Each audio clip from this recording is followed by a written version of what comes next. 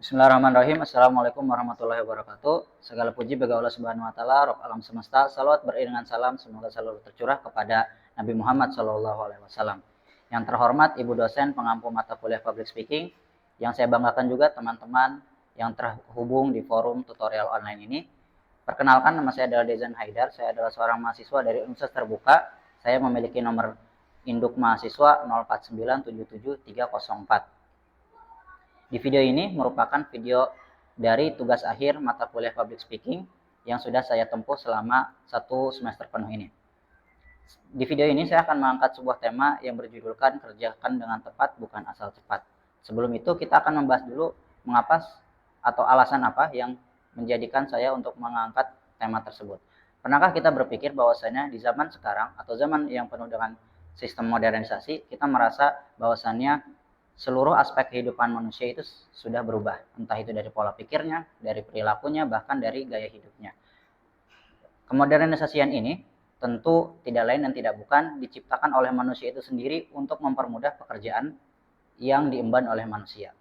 Tapi di satu sisi kita pernah merasa bahwasannya sistem modernisasi ini tidak selalu membawa kemudahan ketika kita dalam mengerjakan suatu pekerjaan. Kalau kita dipikir ulang, sistem modernisasi ini sudah banyak sekali melakukan perubahan. Contohnya yang sekarang lagi viral ada yang namanya artificial intelligence atau kecerdasan buatan. Kita bisa menanyakan apa saja. Kita bisa meminta dia untuk membuat gambar, membuat video, membuat situs online ataupun sebagainya. Tapi di satu sisi masih banyak manusia yang merasa dirinya kesulitan dalam mengerjakan atau menyelesaikan tugas yang dia emban. Nah, di video ini saya akan membagikan 5 tips bagaimana kita mengelola memanajemen waktu agar setiap pekerjaan yang kita kerjakan atau setiap pekerjaan yang sedang kita emban ini selesai dengan tepat bukan asal cepat. Yang pertama, kita harus memahami dulu apa tugas yang akan kita kerjakan.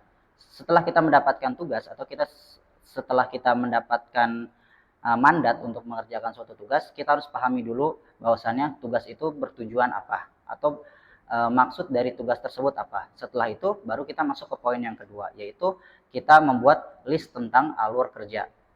Kita akan mencatat bagaimana sebuah pekerjaan tersebut bisa diselesaikan. Kita mencatat apa saja poin-poin yang penting, apa saja poin-poin yang harus kita dahulukan, yang kita prioritaskan dibandingkan dengan prioritas-prioritas yang lainnya. Setelah kita memilah prioritas, kita akan memasuki langkah keempat, yaitu kita mengerjakan atau membuat struktur kerja agar lebih efisien, agar tidak banyak waktu yang terbuang. Nah, setelah itu kita akan masuk ke poin yang kelima, yaitu evaluasi hasil final. Jadi ada 5 poin yang kita perlu garis bawahi. Yang pertama, kita pahami dulu apa tugas yang kita akan kerjakan. Yang kedua, kita akan membuat list tentang alur kerja. Yang ketiga, kita pilih prioritas. Yang keempat, kita kerjakan dengan struktur yang telah kita buat. Dan yang kelima, kita akan mengevaluasi hasil kerjaan kita. Ketika semua itu saling terhubung atau saling terkoneksi, tentu kita akan mengerjakan tugas tersebut dengan mudah. Ketika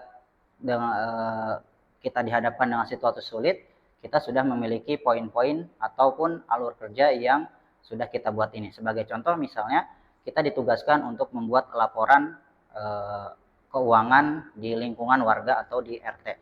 Yang pertama, kita harus pahami dulu apa sih tugas kita ini. Tugas kita adalah membuat laporan keuangan, sesimpel itu. Dan yang kedua, kita masuk ke langkah yang kedua, yaitu membuat list tentang alur kerja. Karena kita ditugaskan untuk membuat laporan keuangan warga, kita harus membuat list dulu. Apa saja sih yang akan kita laporkan? Entah itu dari pemasukan, entah itu dari pengeluaran, ataupun selisih angka dari pemasukan ataupun pengeluaran. Yang keempat, kita pilih prioritas. Setelah kita membuat list, kita pilih prioritas dulu. Apa yang perlu kita kerjakan terlebih dahulu? Apakah kita mengumpulkan datanya, atau kita merapihkan datanya, atau kita memikirkan di mana laporan ini akan dipublikasi. Setelah semua prioritas itu terkumpul, baru kita masuk ke langkah yang keempat, yaitu mengerjakan dengan struktur yang telah kita buat. Jadi 3 poin tersebut setelah kita teliti, setelah kita catat, kita baru bisa mengerjakannya.